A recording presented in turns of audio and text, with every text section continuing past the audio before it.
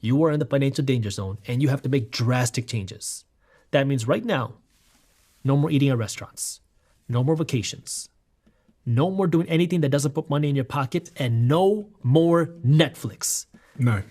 And the reason why I say this isn't because you're going to save $15 a month.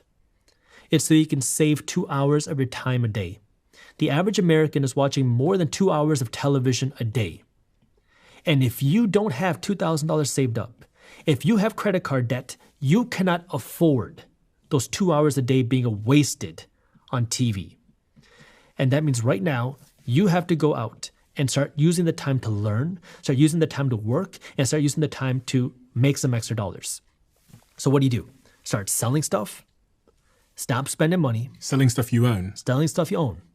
So if you have a TV that you're not using, sell it. You have a car that you can't afford, sell it. If you're living in a house that you can't afford, sell it. Downgrade. Move smaller. And then work to earn more money. I've got to say, the couple of things that I came to mind as you were saying that, and funnily enough, I put myself in the shoes of 18-year-old Stephen Bartlett when I was in that small apartment with 3 or 4 immigrants in Moss Side, Rusholme, and I was, my rent was nothing. My rent was £150 a month, which I could not afford and I could not pay. And I was intermittently working between call center jobs, and whatever money I got, I spent. And part of the reason I spent it, Jaspreet, is because, like many people watching, especially men who sometimes feel the need because of the way society is, I was trying to get laid at the same time. And it's hard when you're a young man. And I say young men in particular because the stats do support the fact that there is an expectation that men pay. When you're a young man, it's particularly difficult to do all of these things, to cut back and also get laid. And what am I going to do? Defer getting laid for 10 years? When I say laid, I'm really saying meeting someone and falling in love and having a life. So what do if I'm living in a shoebox, which I was, I can't bring anyone back there. I can't take anyone for dinner. I can't take anyone to the movies. So what do? And this is why every Indian parents tell their kids to become a doctor so their son can get married. Mm-hmm. It's the same concept. But here's the thing. You have to pick your hard. Either life's going to be hard now or it's going to be hard for the rest of your life. And you have to pick what's more important to you right now. And, if we talk about balance, if you want to have a balance of everything where you want to find a girl and you want to make money and you want to stay healthy, you are dividing your attention everywhere. I'm not saying it's impossible, but very few people can actually do everything all at once. And if your number one goal is to become wealthy, if your number one goal is to turn your finances around, you have to get serious about it.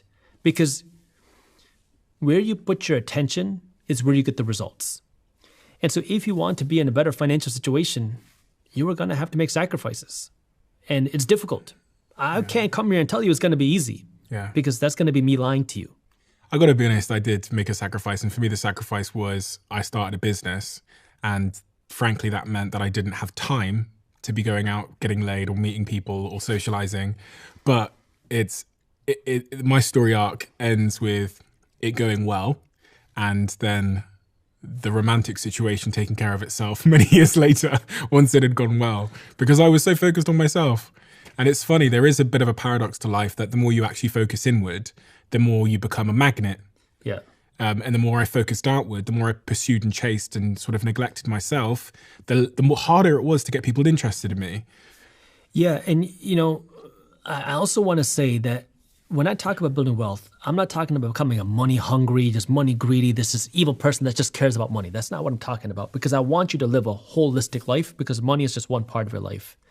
But the second part to that is I'm not telling you to never enjoy life. I'm telling you to make a sacrifice for a period of your life. That way you can enjoy the rest of your life and never have to worry about money again. It's hard for us to naturally see life as seasons, especially when we're looking forward. When we're looking back, it's very easy to say, that was that season. Like I can sit here now and say, that 20 to 25 was that sacrifice everything in my life to make myself something season. Mm-hmm. And then 25 to 30 was like building and learning. And then I now, can think of, it's easier actually now to think forward in seasons now that I've been through some seasons. But for someone that hasn't been through seasons in life, it's hard to think about life in those terms. I now think of my life in these 5-year seasons. Mm-hmm. And that helps me to say even have conversations with my partner where I go, this is the season I'm in. and it will last probably roughly this long.